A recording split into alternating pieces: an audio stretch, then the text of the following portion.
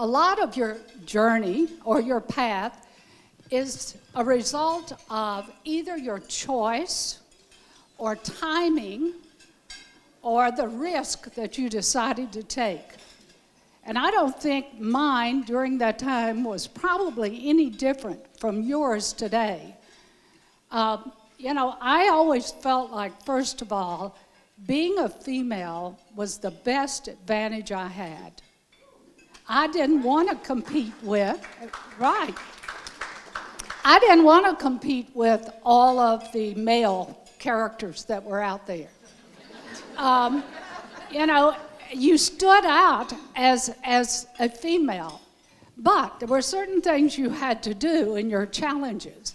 First of all, you had to recognize those people that could help you accomplish what you wanted to accomplish. And once you recognized those people, you go to them and you ask them for help.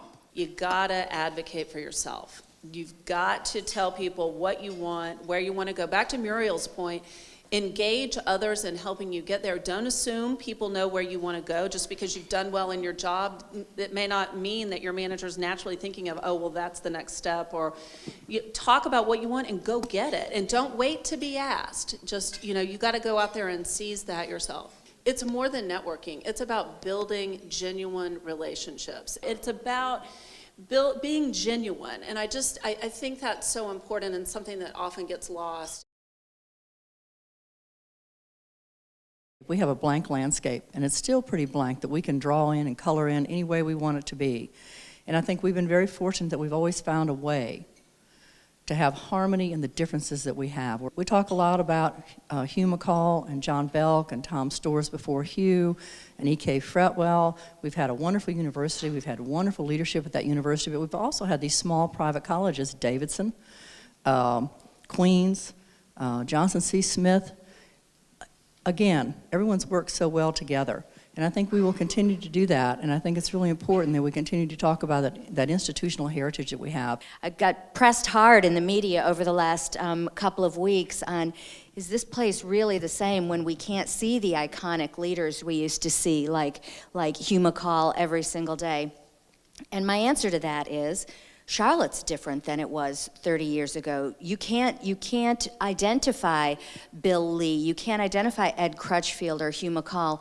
You have to identify 40 people or 60 people who are incredibly diverse, whose power bases and influence bases are very different, more different than they are homogeneous.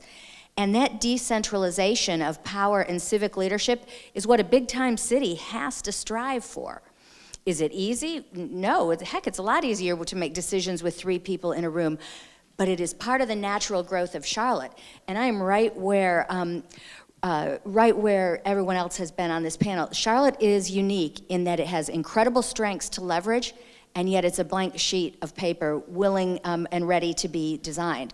So our role as women, I think, is to apply everything that we've talked about here. Take a little risk, get engaged, care about having an impact, and embrace the things that we are very good at embracing that are part of the power and economic structure of the future.